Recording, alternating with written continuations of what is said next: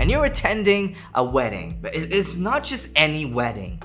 You see big celebs like Justin Bieber, Rihanna, and billionaires like Facebook and Microsoft owners. And even tycoons flying across the world just to attend the wedding. The venue looks like an entire film set, just for this day. You just realized that you've been invited to the wedding of the richest man in India. Yes, the Ambani wedding. Anand Ambani is the youngest son of Mukesh Ambani, chairman of Reliance Industry, worth over 110 billion. Radhika Merchant, the daughter of Viren Merchant. Why do they have merchant next to their name? Anyways, her father is a successful businessman in the pharma industry. Anand and Radhika were childhood friends. I have to poop so bad. Born into the Mumbai's elite family circle.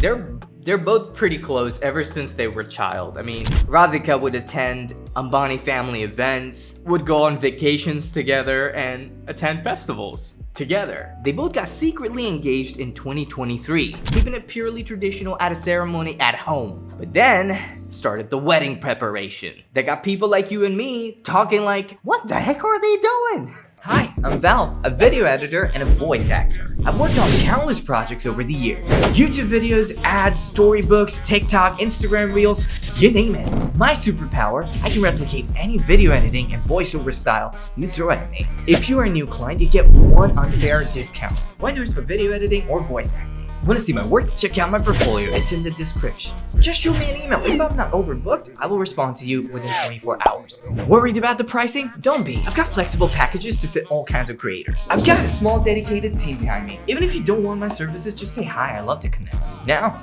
back to the video.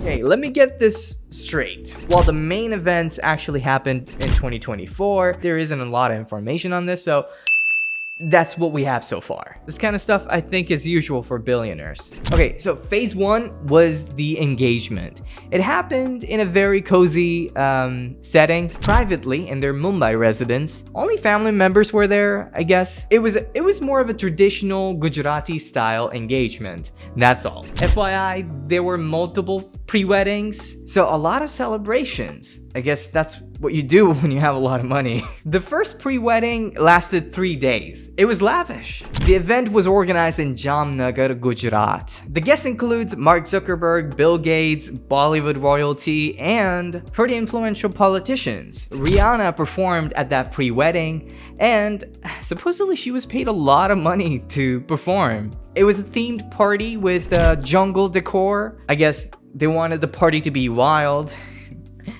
Get it? Because, you know, jungle themed. Okay, I'll just shut up. And wild it was. They spent probably a lot of money. Phase 3 was another pre-wedding. And this one took place in Italy. On a cruise. The cruise went from Italy to France with over 800 VIPs. And Justin Bieber was performing. And yes, he too did get paid a lot of money for performing. A lot of money was spent at this pre-wedding as well. Private jets were flying guests in and out. Essentially, it was a floating palace. I don't even know what people do on a cruise. It's like it's supposed to have everything, right? It's like a floating home. I imagine a lot of people get married on cruise. It's kind of a thing, actually. So romantic and wet, if you're not prone to seasickness. Anyways, phase 4, the grand wedding. The final stage. It was held in Mumbai. It was a traditional Hindu wedding ceremony. The place where they got married was kind of like an entire movie set. Everything perfectly decorated, full of flowers and curtains. Indian people are obsessed with curtains. And lights, of course. There was a tight security when it happened, and the celebration went all night. The guests were enjoying themselves, and the amount of money that was spent on this day alone surpasses what an average Indian might spend in their entire lifetime. The food was crazy. The outfits were stupidly expensive. A lot of celebs were invited, like Shah Rukh Khan, Salman Khan, Amir Khan. They're like the main Bollywood actors that are still at the top. And not only celebs, a lot of influential people were also there in attendance. It was a wild affair, honestly. Like an entire chunk of Mumbai was blocked up. It was impossible for people to get to places because, there was this huge traffic jam because of high-level security. People were rightfully upset, like, because they're getting married, we can't get to where we need to go? What is this? The entire city was affected, mainly the traffic, of course, and people were pretty pissed. The estimated cost, it's somewhere between 600 million to a billion. That's actually kind of a lot. Again, you can build a house with stacks of cash. So yeah, you heard that right. Over 1,200 personnels were hired. Thousands of flowers imported from overseas.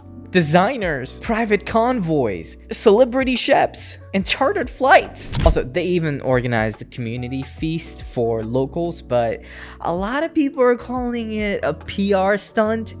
They're just saying that, yeah, they did it, but it's just not, it didn't feel genuine. So yeah, it was a PR move. All right. What's wedding without a drama? Am I right? Some netizens made fun of Anand for being fat. A whole lot of fat shaming was going on, claiming that Rishika was only marrying him for his wealth and status. Others also slammed the wedding for inviting foreign celebrities or performers instead of hiring Indian legends. Also, there was this wide lockdown in Mumbai during the ceremony, which got people questioning, like, so rich people can turn off an entire city now? Because they have an event? So yes, they spend nearly $1 billion and people were mad.